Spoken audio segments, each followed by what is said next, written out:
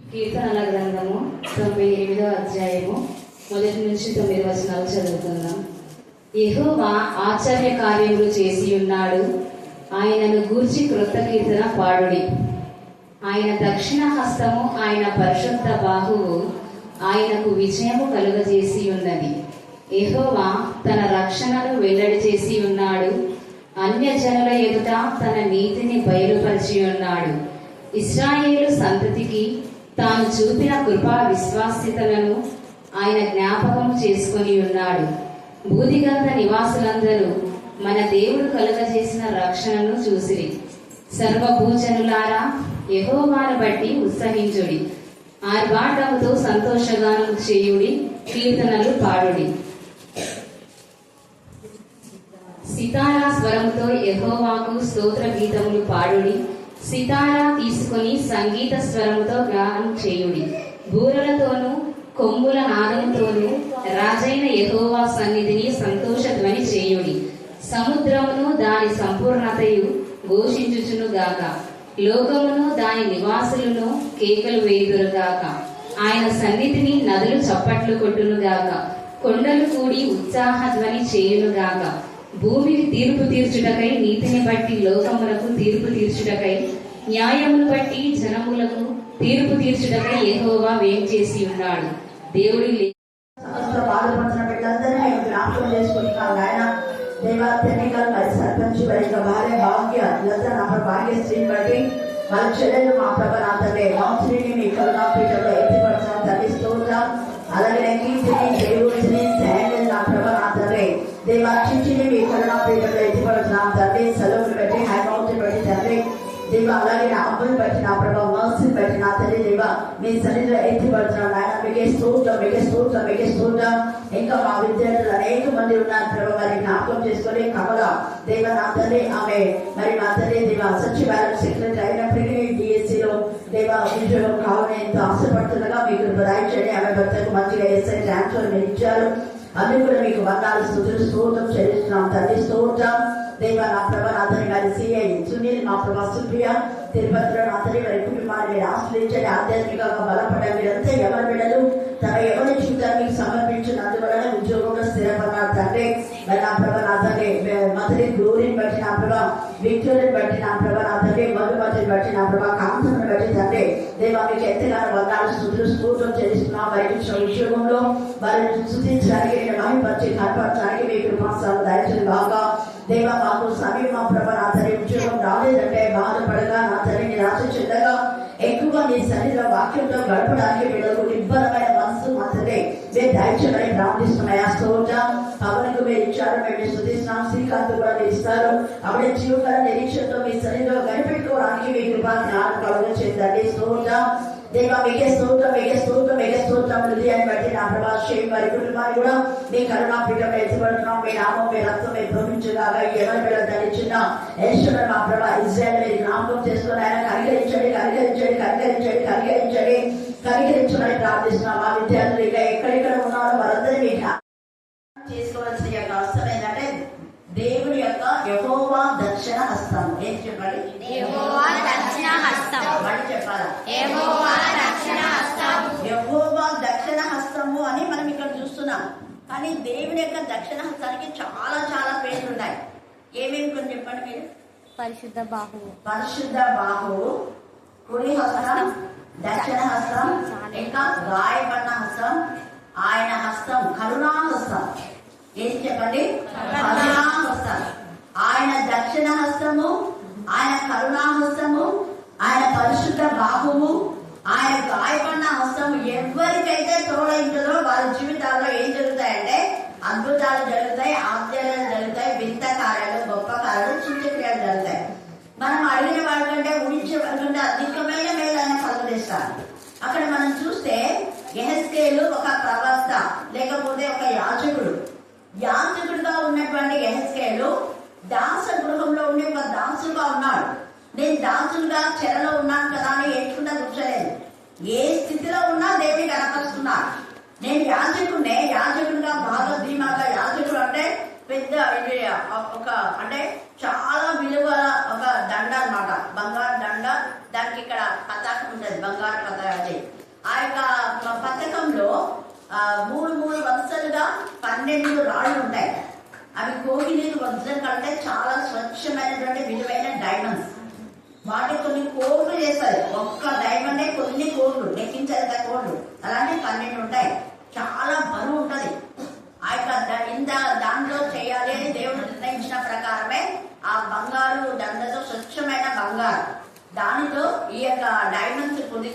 పథకాన్ని వాళ్ళు ధరించి దేవుని మందిరంలో ఉదయం నుంచి సాయంత్రం వేళ వరకు మేడలు నొప్పులు కొట్టాలంటే అటు నేయం కాలేదు, చాలా బరువు ఉంటుంది.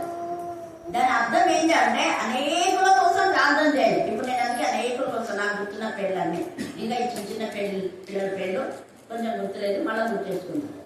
అందరి కోసం వాళ్ళు ప్రార్థన చేస్తారు, ప్రతి ఒక్కరి పేర్లు. లేఖన భాగంలో పేర్లు అంటే కొంతమంది నెగ్లెక్ట్ చేస్తారు. పేర్లు అంటే ఒక వరుసగా దేవ వాళ్ళని కాపాడు, వీళ్ళని కాపాడు, అనారోగ్యంతో ఉన్నారు, ఎవరైనా వాళ్ళకి కానుకలిస్తే వాళ్ళ పేరు మాత్రమే చెప్పి మెన్షన్ చేసి ప్రేర్ చేస్తారు. కానీ ఇలా యాజకులు అలా కాదు, ప్రతి ఒక్కరి కోసం.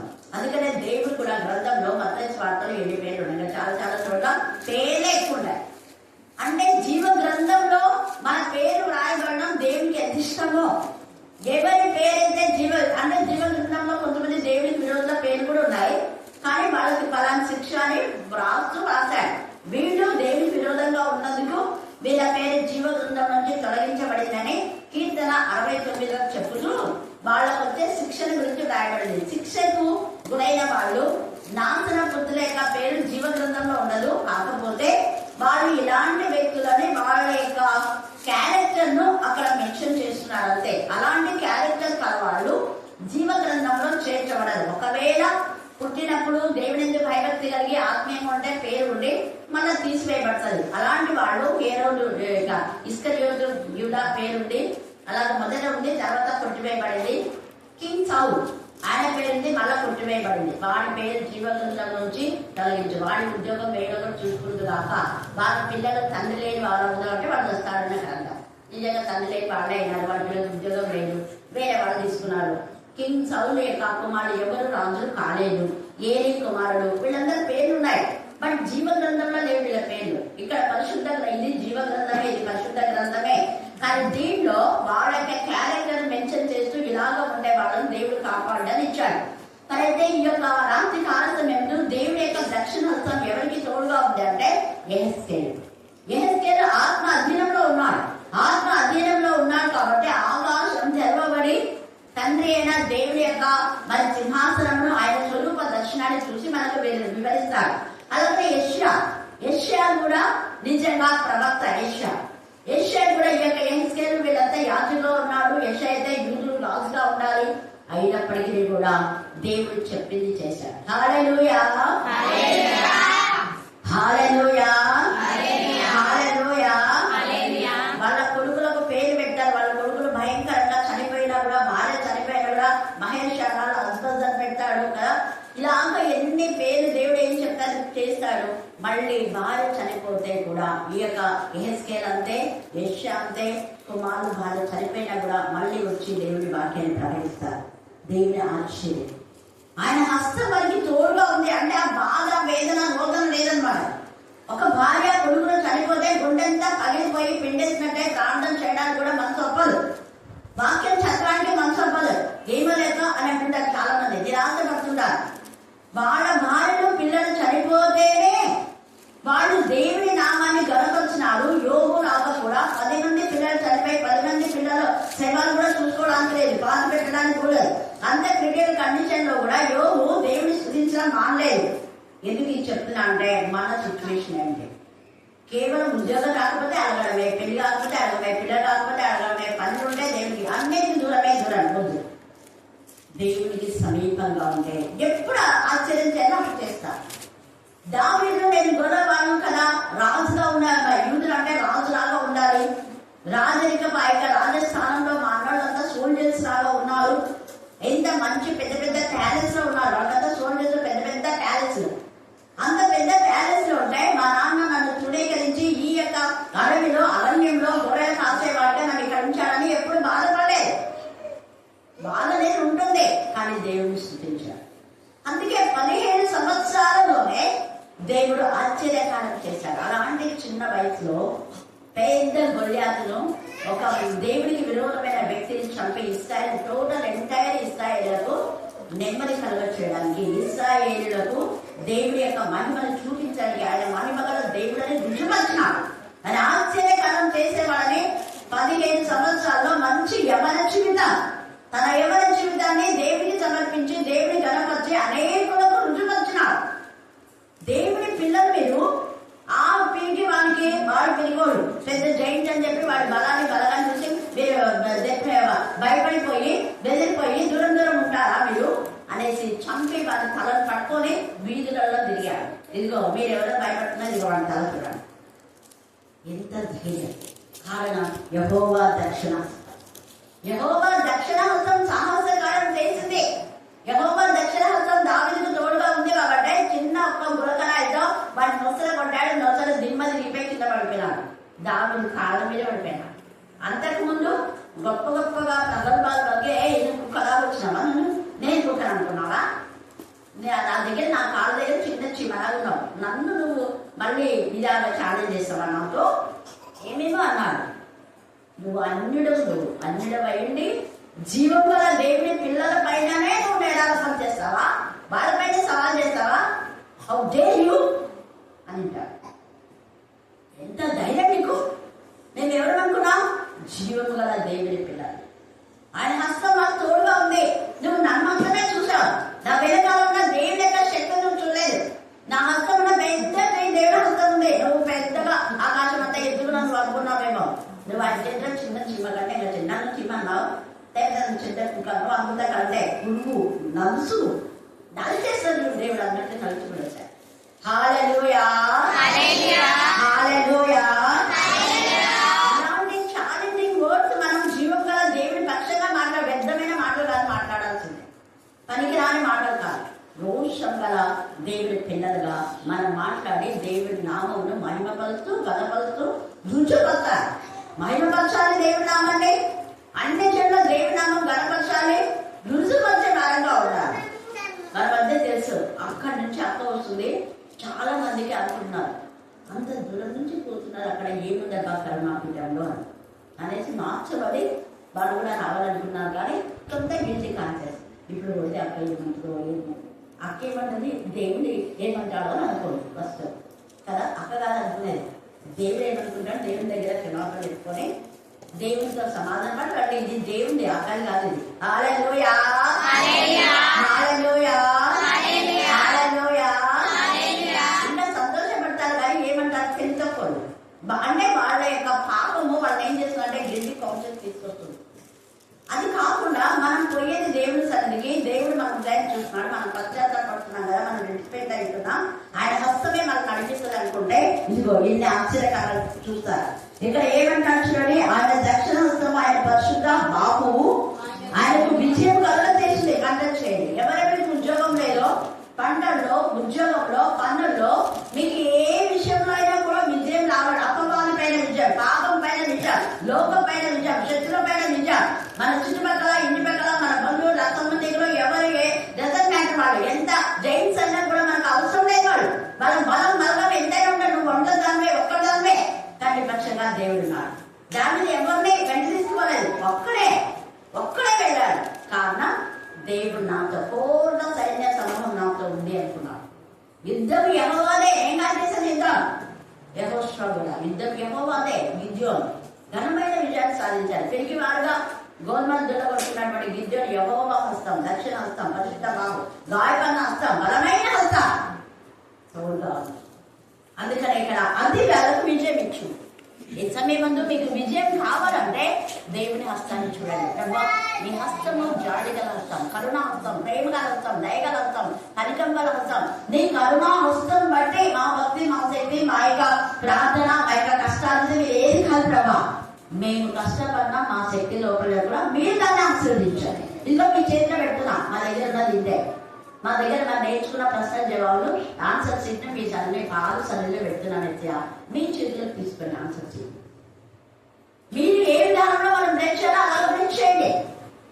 అది అక్కడ ఏది ఇవ్వాలో అది ఇస్తాను దేవుడికి. ఈ ఉద్యోగం రాలేదా, నువ్వు అస్సలు బాధపడదు. అంతకంటే మంచిది ఇవ్వడానికే నేను తీసేస్తాను.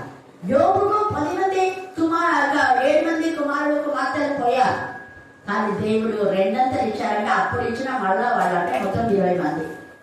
హల్లెలూయా, హల్లెలూయా.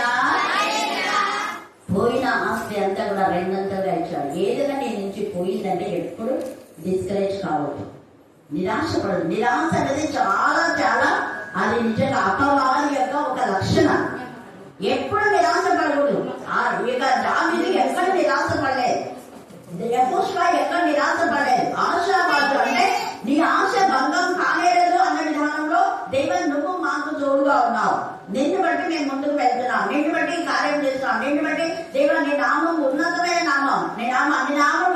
పలుకుతున్నాం. నీ నామం పేట నజరేయుడైన యేసు నామం శక్తివంతమైంది. నజరేయుడైన యేసు నామం భూమి గంధాలకు వెళ్ళేది. నజరేయుడైన యేసు నామంలో మేము పరీక్ష రాస్తున్నాం. నజరేయుడైన యేసు నామంలోనే మేము మాకు విజయం ఇస్తాం. నజరేయుడైన యేసు నామంలో మాకు కావాల్సిన ఉద్యోగం ఇస్తాం. ఏది వల్ల అది ఇష్టం రావు.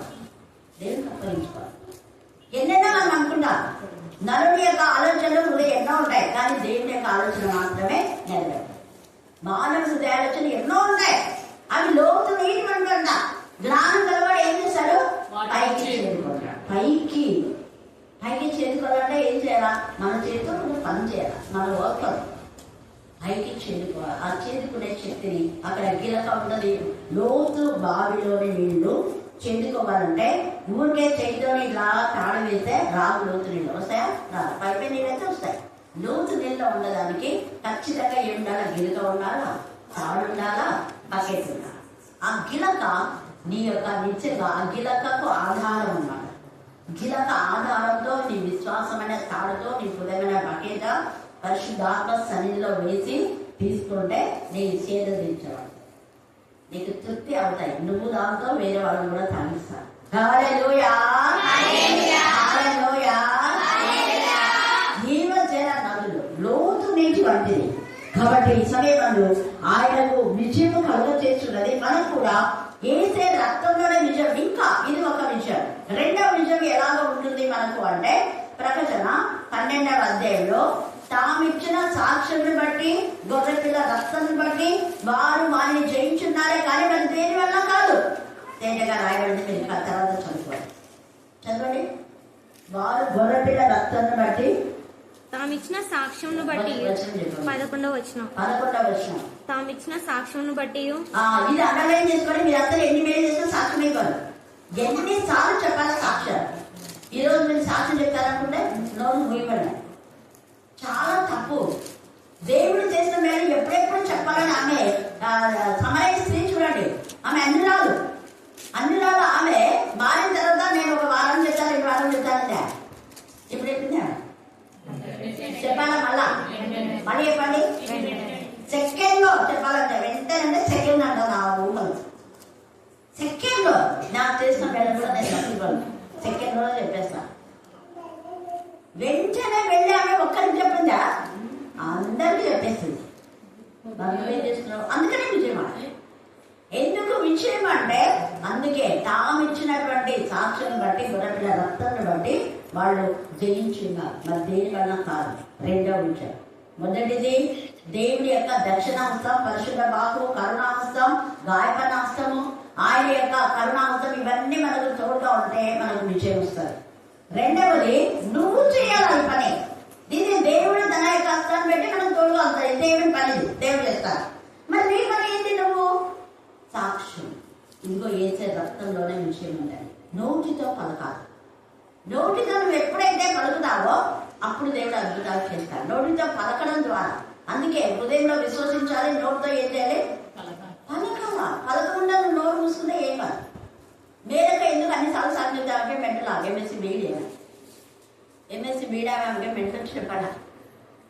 ఆత్మ ప్రెజెంట్ చేస్తుంది. చెప్పు నువ్వు చెప్పే వాక్యంతా కూడా సాక్ష్యం చాలా. ఎందుకంటే భూమి కొంతకు మీరు ఏమై ఉండాలన్నారు? మళ్ళీ చెప్పాలా? మళ్ళీ చెప్పండి. నేను అందుకే వాక్యం చెప్తూ ఖచ్చితంగా సాక్ష్యాలు వాక్యంలోనే ఉంటుంది. ఏదో ఒకటి దేవుడు ప్రార్థనలో కూడా. అప్పుడు ఏవో దేవుడు చేసినాడు. జీవన విషయంలో, పావన విషయంలో, ఇంకెవరి విషయంలో చేసినాడు. వాటన్నిటిని కూడా క్లెయిమ్ చేస్తూ, వాగ్దానాన్ని క్లెయిమ్ చేస్తూ దేవుడి సరిగా ప్రార్థన చేయాలి. అలాగే వాక్యం కూడా చెప్పాలి. ఆయన అన్యాయస్తులు కాదు, ఆయన న్యాయకర్త అయిన దేవుడు. కానీ నీకు దేవుడికి ఏమో ఉండవచ్చంట? పాపం, గిల్టీ కాన్సెప్ట్, చెప్పకుండా అవిధేయత, నిర్లక్ష్యం. ఆయన చెప్పొచ్చులే. దేవుడు కూడా ఏమంటాడు? ఇవ్వచ్చులే, ఉద్యోగం ఇప్పుడే తర్వాత ఇద్దాం. ఆరోగ్యం కూడా ఎందుకు ఇప్పుడు ఈ నెల ఎందుకు ఓ సంవత్సరం అంతా బాధపడి నెక్స్ట్ ఇయర్ వాళ్ళకు ఛాన్స్. అంతే. ఏ కొలత కొలుస్తామో అదే కొలత. వద్దు, జాగ్రత్తలు ఉండాలి. ఎంత అలా నేను చెప్పాను కదా, ఒక్క వారమే. నేను ఎక్కువ రాత్రి ఈ పిల్లలంతా చదువుతుంటే నాకు ఒకసారి ఏడుపు వచ్చేస్తుంది. ఆ పిల్లలు చదువుతున్నాం నాకు తెలుస్తుంది, వాళ్ళు చెప్పకపోయినా నాకు తెలుస్తుంది. రాత్రుల్లో మేలుకుంటాను కాబట్టి ఎవరి సిచ్యువేషన్ ఏంటంటే ఇంత కష్టపడుతున్నారు. పాపం ఇద్దరు వస్తే నీళ్ళు పెట్టుకొని పక్కన గ్లాసులో కొంతమంది పిల్లలు నాకు తెలుసు. నీళ్ళు పెట్టుకొని కళ్ళు కింద పెట్టుకొని మనకు చదువుకుంటున్నారు.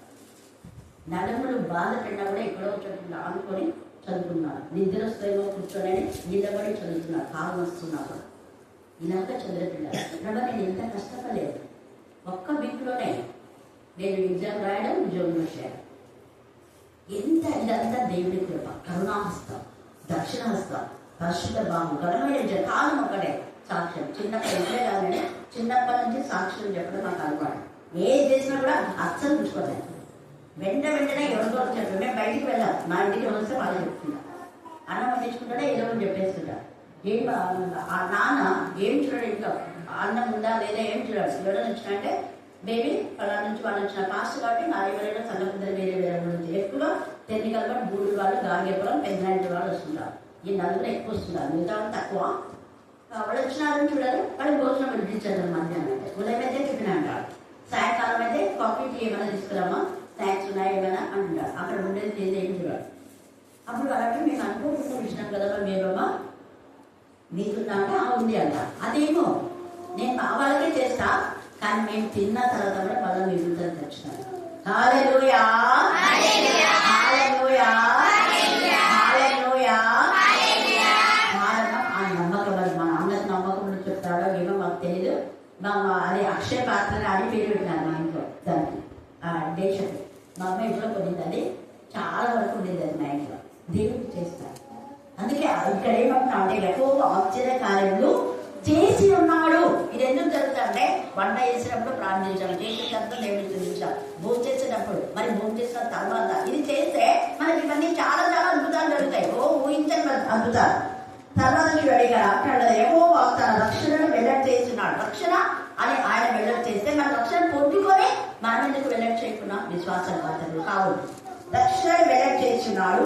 అన్ని జనుల ఎదుట తన నీతిని బయలుపరిచి, అన్ని జనుల ఎదుట తన నీతిని బయలుపరిచి ఉన్నాడు. కాబట్టి ఇక్కడ ఉన్న వాళ్ళలో కొంతమంది రోజు యేసుని గురించి తెలియజేస్తున్నారు, కానీ అదే అక్కమక్క కానీ ఖబర్ కానీ ప్రతిరోజు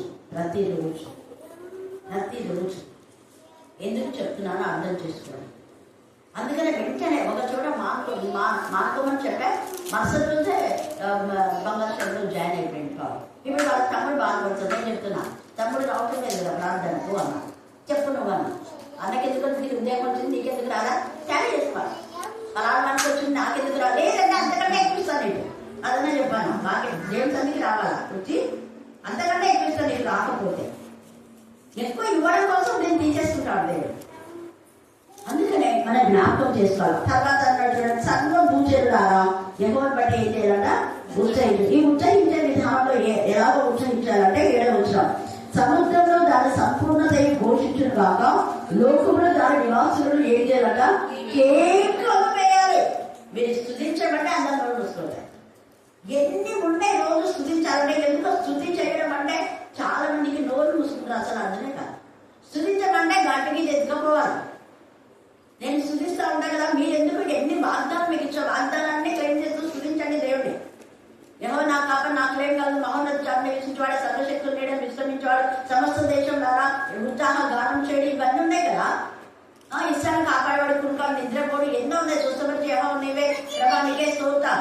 తల్లిదండ్రి లేని వారికి మీరు తండ్రిగా ఉన్నారు, మీరే మహా వైద్యుడు అయినారు. ఎన్నుండి స్థుతించండి. మీరు మాకు న్యాయాధిపతిగా ఉన్నారు, ఆదరణకర్తగా ఉన్నారు, ఆశ్చర్యంగా ఉన్నారు, మా శరీరంలో ఉన్నారు, మా తోటలో ఉన్నారు, మా లోపే మనిషి మాతో ఉన్న దేవుడు. మేము మీరు మా ఎందు జనించి ఫలించి ఉనికి కలిగి జీవించడానికి ఒక దయచేసి తండ్రి. మీరు ద్రాక్ష వల్లి, మేము తీగలు, మేము నీలో ఉన్నాం ప్రభా.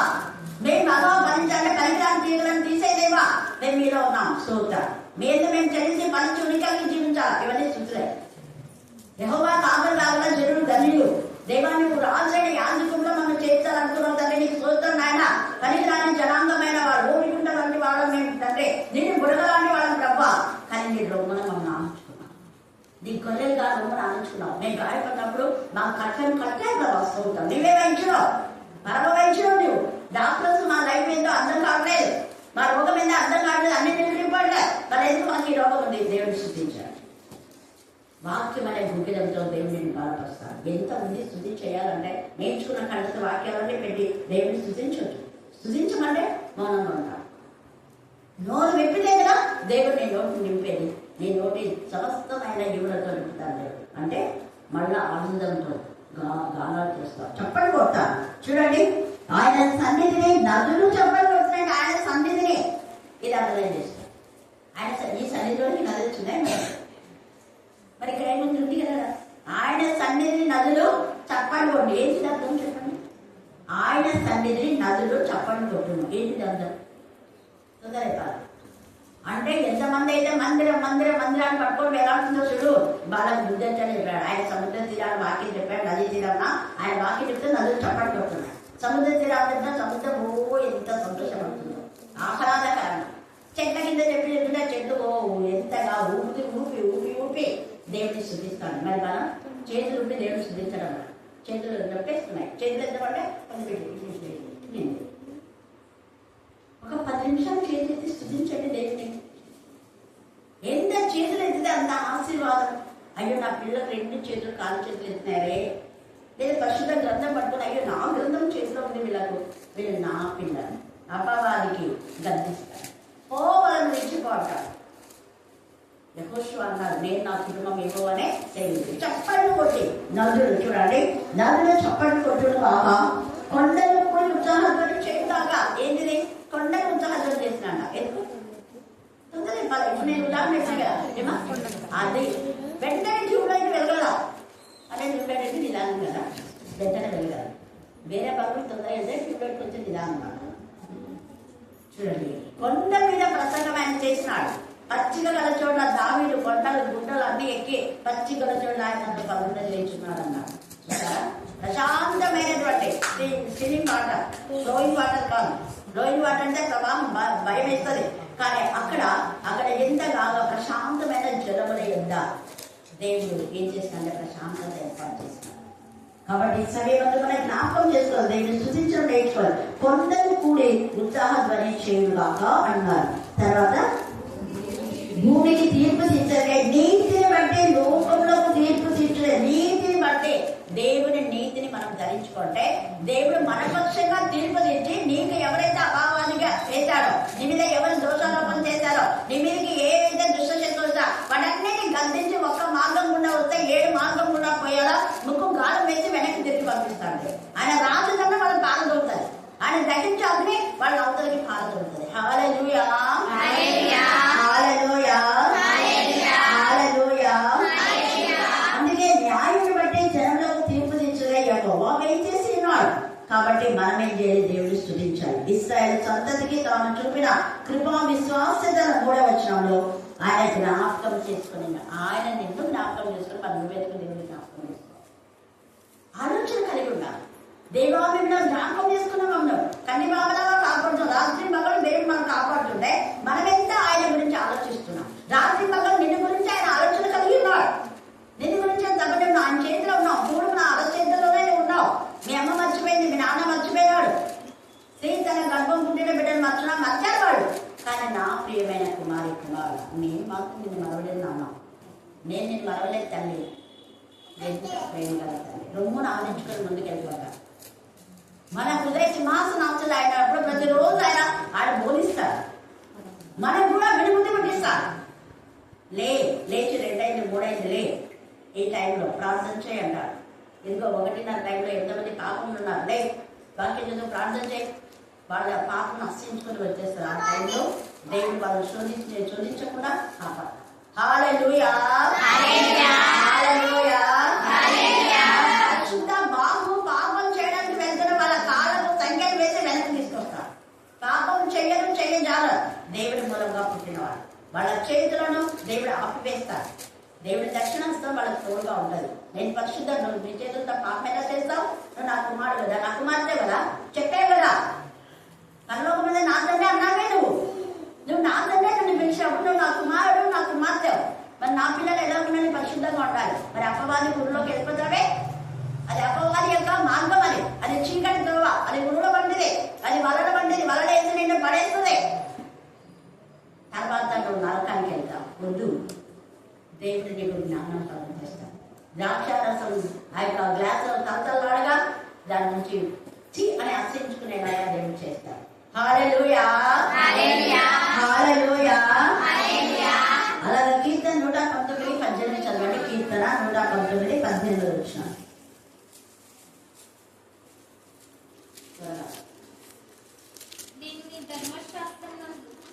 ఆశ్చర్యమైన సంగతి చూసినట్టు నా కన్నులను తెరువు దేవా. దేవుడు చేసిన ఆశ్చర్య కార్యాలన్నిటి బట్టి ఒకసారి రాసుకొని ధ్యానం చేయండి. నీ జీవితంలో ఆశ్చర్యం జరుగుతుంది. అంతే సింపుల్. దేవుడి అక్కడ జ్ఞాపకం తీసుకో, నేను సహాయం చేస్తా. దేవుడు మనల్ని జ్ఞాపకం చేసుకో. మరి మనం కూడా దేవుడిని జ్ఞాపకం చేసుకోవాలి కదా. దేవాన్ని ధర్మశాస్త్రంలో ఆశ్చర్యమైన సంగతులు నాకు తెలియజేయ. ఆశ్చర్యమే.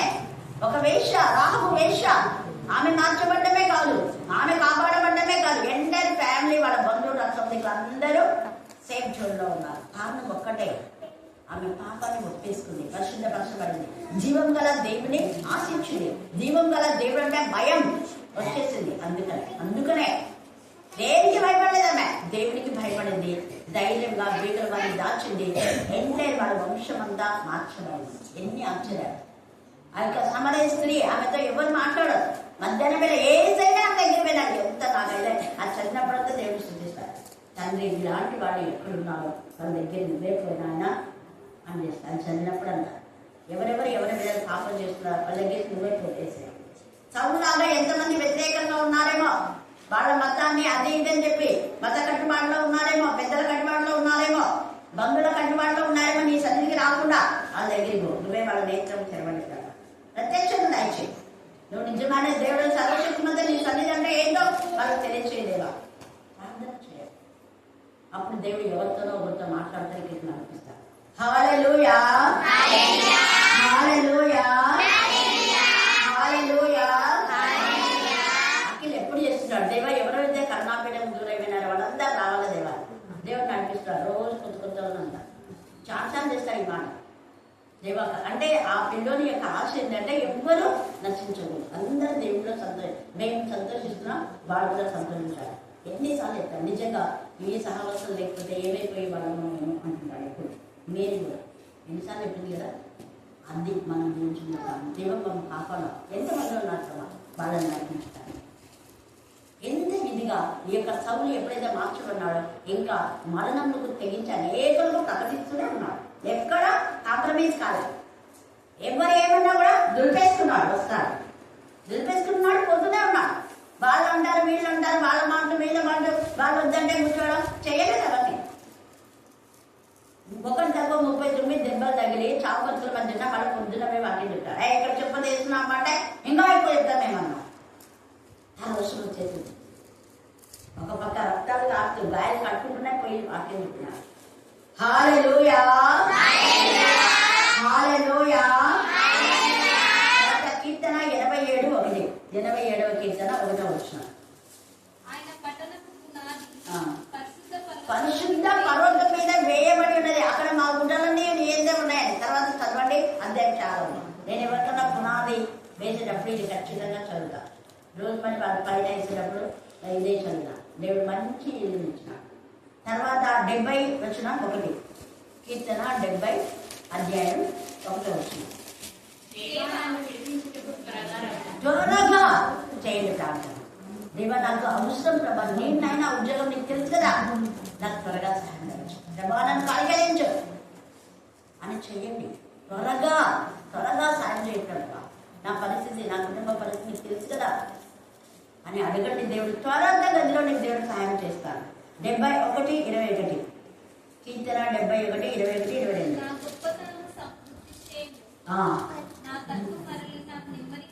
నెమ్మది కలగజేయదేవా, నా తండ్రి తిరుగుతాడు. నీ వాక్యంతో నన్ను ఆదరించు. 72:3 వచనం. నీ నీతిని బట్టి చిన్న కొండలు పర్వతాలు ప్రజలకే నెమ్మది పుట్టించావు. నువ్వెందుకు నెమ్మదిగా లేవు? నువ్వు నెమ్మదిగా ఉంటే వేరే వాళ్ళకి ఎందుకు నెమ్మది పుట్టించావు? కొండగా బండగా అండగా ఉన్న ఆశ్రయంగా ఉన్న ఈ వాక్యం చూడండి. ఎంత ఇదిగా అక్కడంతా చదివి ధ్యానం చేస్తే ఎజ్రాకు అంత భయంకరమైన సిచ్యువేషన్ లో దేవుని హస్తం తోడుగా ఉంది. ఎజ్రా అంటాడు, దేవుని కరుణాహస్తం మాకు తోడుగా ఉన్నందుకు మేము చేస్తున్నాం. సాక్ష్యం ఇస్తాడు దేవుని కరుణాహస్తం. అలాగనే ధ్యానం సాక్ష్యం ఇస్తాడు, ఇది మా భక్తి, మా శక్తి, మా జ్ఞానం ఏం కాదు. మేము రాత్రి వేళ కలిసి నలుగురమే. పెద్ద సంఘం కాదు మాది పెద్ద సంఘం కాదు, కానీ మీరు అనుకున్న సంఘం కంటే పెద్దది మాది అన్నట్టు. మేము నలుగురం ఏకాత్మ, ఏక మనసు, ఏకభావం కలిగినాం. పెద్ద సంఘాలు 10,000 మంది ఉన్నా కూడా వాళ్ళు నలుగురు కూడా ఏకీభవించరు. ఇద్దరు కూడా ఏకీభవించారు. మేము ఇద్దరు ఎక్కడ ఏకీభావంతో ఉంటారు అక్కడ ఏసై ఉంటానన్నాడు. కానీ సంఘాల్లో ఇద్దరు కూడా ఏకీభావం లేదు. ఏ సంఘంలో అయితే కనీసం నలుగురు ఇద్దరు ఏకీభవిస్తారో అక్కడ మెరకిల్స్, పెద్ద మెరకిల్స్, అద్భుతాల వెంబడి అద్భుతాలు చేయడం. అందుకనే పరిశుద్ధాత్మ దేవుడు ఎంత ఇదిగా అక్కడ ధైర్యం ప్రార్థన విని గ్రాములు చనిపోకుండా వారు చనిపోకుండా దేవుడు అనేకమైన ఆశ్చర్యక్రియలు తెలియజేశారు. హల్లెలూయా. దేవుడి కరుణాముఖం వాళ్ళకు తోడుగా ఉంది. ఇంకా ఇలాగ అపోస్తల కార్యం 19 అధ్యాయం 11, 12 చదివితే అపోస్తలుడైన పౌలు ఊరికే ఆయనకు ఇలాగ వెళ్తున్నాడు. పౌలు వెళ్తున్నప్పుడు ఆ యొక్క అనేక మంది పౌరులు వెంటాడుతున్నప్పుడు ఆయనకు తగిన చేతిగుండాలి, చున్నీలు, రోగంతో ఉన్నటువంటి వాళ్ళ దగ్గరికి వెళ్తే వాళ్ళు స్వస్థతైందన్నారు. అంటే ఈ యొక్క పరిశుద్ధాత్మలో ఉన్నాడు పౌలు. పేదలు పరిశుద్ధాత్మలో ఉన్నాడు. అక్కడ నీడ పడిందంటే ఆ యొక్క పరిశుద్ధాత్మ మరి కవలం చేయబడింది. కాబట్టి పేదలు చుట్టూ ఉన్న పరిశుద్ధాత్మ యొక్క నీడ పడి అనేక రోగాలు వెళ్ళిపోయాయి. వాళ్ళని కమెంట్ చేయలేదు, వాళ్ళపైన చేతులుంచలేదు, వాళ్ళపైన ప్రార్థన చేయలేదు.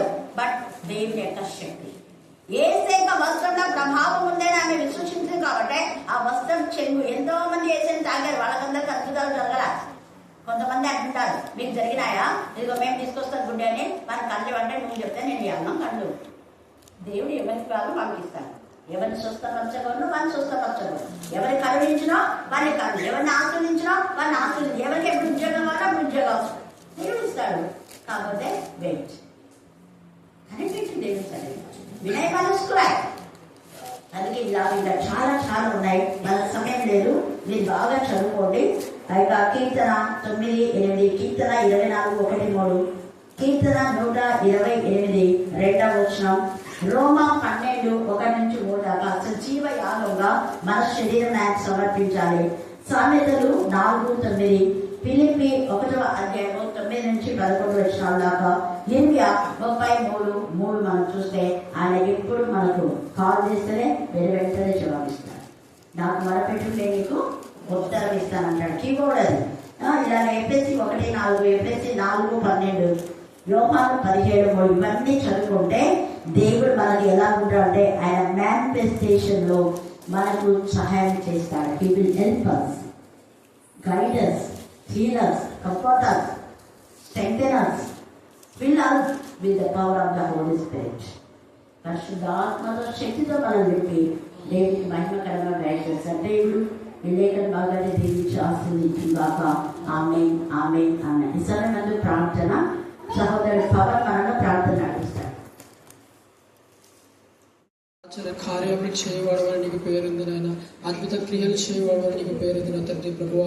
అవునా తండ్రి ప్రభువా, మా యొక్క క్రియలను బట్టి నా తండ్రి పొందుకున్న తండ్రి ప్రభువా, అన్ని జన్మలు ఉన్న తండ్రి ప్రభువా, మరి మేము సాక్ష్యం ఇచ్చటకు మా కృప దయచి మనం వేడుకొనిచున్నాం నాయన ప్రభువా.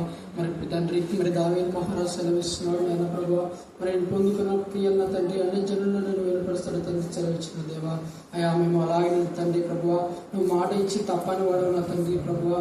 మరి నీ మాట కొరకిన తండ్రి, నీ ఘనత కొరకు, నీ మహిమ కొరకు నా తండ్రి ఈ యొక్క కార్యాన్ని చేసిన తండ్రి సాక్షి బిడ్డలుగా ఉన్న కృప దయచి మనం వేడుకొనిచున్నాం నాయన. అయ్యా నా తండ్రి ప్రభువా, మరి అనేక నా తండ్రి ప్రభు నీ సృష్టి మొత్తం నా తండ్రి ప్రభువా, సూర్య చంద్రుడు నా తండ్రి, పక్షులు, హిమము నా తండ్రి ప్రభువా, నదులు, కొండలు, కోడలు నా తండ్రి ప్రభువా, మరి ప్రతి ఒక్కటిని శుద్ధిస్తున్నాయి నా తండ్రి ప్రభువా. అయ్యా మరి కానీ నా తండ్రి నీ యొక్క రూపంలో నా తండ్రి నీ యొక్క శ్వాసంలో రూపించబడినటువంటి మానవుడు నా తండ్రి ప్రభువా, మరి నీ నీతికి నీ యథార్థతకు నా తండ్రి ప్రభువా అవిదేవుడి నా తండ్రి. అయ్యా మరి నీ యొక్క మార్గంలో అనుసరించక నా తండ్రి మరి తప్పుడు మార్గంలో పోయిన తండ్రి, నీ యొక్క కోపానికి ఉగ్రతకు నా తండ్రి గురవుతున్నాం నాయన. ఆయా జ్ఞాపకం చేసుకుని మేము వేడుకొచ్చున్నాం నాయన. అటు బిడ్డల కొరకు మేము జ్ఞాపకం ప్రార్థన చేస్తున్నాం నా తండ్రి ప్రభువా. అయా జ్ఞాపకం చేసుకుని తండ్రి ప్రభువా, మరి నామం ఎరిగిన వారి నా తండ్రి అనేక మార్గాల్లో త్రొట్టిల్లుతున్నారు నాయన ప్రభువా. వారిని కాచి కాపాడు మనం వేడుకొచ్చున్నాం నాయన. అయా మరి అలాగే తండ్రి ప్రభువా, బోధకులను జ్ఞాపకం చేసుకుని వేడుకొచ్చున్నాం నాయన. అయా మనకు కావాల్సినటువంటి శక్తిని, జ్ఞానాన్ని ఈ యొక్క పరిశుద్ధాత్మను మనకు దయచి మనం వేడుకొచ్చున్నాము నాయన. అయా మరి మా ఊరిని బట్టి వందనాలు చెల్లించుకుంటున్నాము నాయన. అయా మా పంటలను, మా యొక్క ఇళ్లను మాకు సమస్తంగా దీవించి మనం వేడుకొచ్చున్నాము నాయన. అయా మరి చంటి బిడ్డలను మొదలుకొని నా తండ్రి మరి వృద్ధాప్యంలో చావు బతుకులు ఉన్న ప్రతి ఒక్క బిడ్డలు జ్ఞాపకం చేసుకుని వేడుకొనిస్తున్నాం తండ్రి. మరి ఎంతమంది అయితే నా తండ్రి మరి ఐసీయూలో ఉంటున్న తండ్రి ప్రతి ఒక్క బిడ్డలు జ్ఞాపకం చేసుకుని వేడుకొనిస్తున్నాం నాయన. అయా మా ప్రార్థనలు విని నా తండ్రి ప్రభువా, మరి పవన్కి అయితే నా తండ్రి జీవనికి నా తండ్రి చిన్నప్పుడు స్వస్థలు కలిగించి నీ యొక్క దూతలను కాపుదలను నా తండ్రి ప్రభువా నువ్వు వైద్యం చేసిన విధానాన్ని బట్టి వందనాలు చెల్లించుకుంటున్నాం నాయన.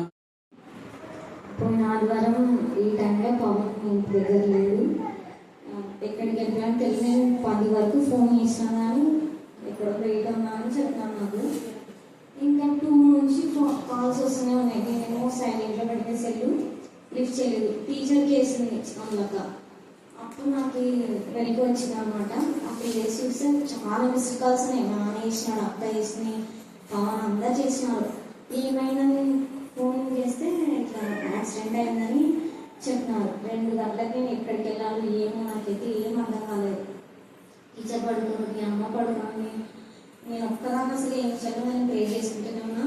పవన్కి ఏం కావాలి, ముగ్గురు కింద పడినారు, కానీ నేను భయపడుకుంటే వెళ్ళినా. టీచర్తో ప్రే చేయించి వెళ్ళినాను. వెళ్ళి చూస్తే పవన్ బాగున్నాడు.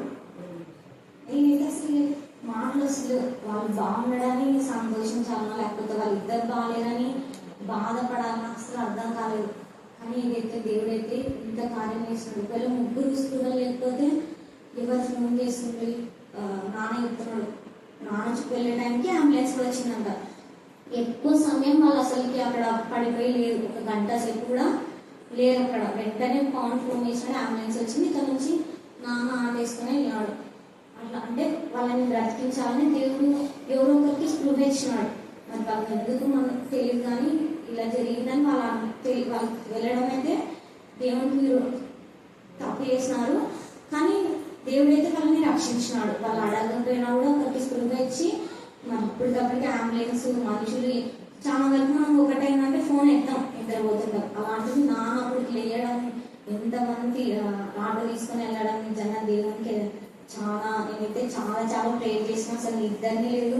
ఈ వారంలో అసలు నేను నిద్రపోయిన చాలా తక్కువ. టీచర్ ప్రాణం చేసింది, నేను ప్రాణం చేస్తున్నా. నిజంగా దేవుడైతే టీచర్ మరీ ఇంకొక విషయం అంటే జీవన్ని హాస్పిటల్ దగ్గరికి వెళ్ళి ప్రేర్ చేసి వచ్చినాం మేము. అంతవరకు మైండ్ అస్సలకి పనిచేస్తలేదు. నాకైతే ఏం జరుగుతుందో, ఎట్లా ఉంటుందో సిచ్యువేషన్ ఎలా ఉంటుందో అస్సలకి అర్థమవుతలేదు. కానీ టీచర్ ప్రేర్ వచ్చినాక నా మైండ్ అస్సలకి పీస్ ఆఫ్ మైండ్ వచ్చేసింది. టీచర్ ప్రాణం చేసింది, నా కూడా చేస్తున్నాడు. టీచర్ చేసింది ఖచ్చితంగా బ్రతుకుతాడా అని చెప్పినాడు. అట్లనే నేను వాళ్ళ అక్కకి ఫోన్ చేస్తాను. అప్పుడు ఉన్న అక్కకి రోజు మాట్లాడుతున్న అక్కతో బాగున్నాడు. ఆక్సిజన్ బెడ్ని తీసేసినారంట. మాట్లాడుతున్నాడు కొంచెం మెల్లమెల్లగా. ఇంకా పాలు అంటే అన్నం తినిపించట్లేదు, పాలు అవి తాపిస్తున్నారని చెప్పినారు. అసలు అందరు బయట చనిపోయినారంటే నేను చాలా బాధగా ఉన్నా. బ్రతికున్న వాళ్ళని కూడా చంపేస్తారు నిజంగా. గుడి మనుషులు చాలా అసలు డేంజర్, చాలా డేంజర్. ఉన్నది ఉన్నట్టుగా మాట్లాడారు. ఇంకా నేను పవన్కి దెబ్బలని చాలా మంది బాధపడినారు. వానికి దెబ్బలు ఎక్కువ తగలని బాధపడిపోయినారు. అయితే వాడు దేవుడు తప్పించినాడు. మరి దేవుడి నిర్ణయం ఏమో తెలియదు మనకి. నిజంగా పవన్ సాక్షి చెప్తాను, జీవన్ రావాలా, ఇద్దరు రావాలా, మేమిద్దరం చెప్తాము అని ఆయన చెప్తున్నాడు. చిన్న జీవన్ పవన్ అయితే దేవుడు ముగ్గురిని సజ్జల సంఖ్యలో వచ్చినాడు. అందుబట్టి దేవుడికి వందనాలు.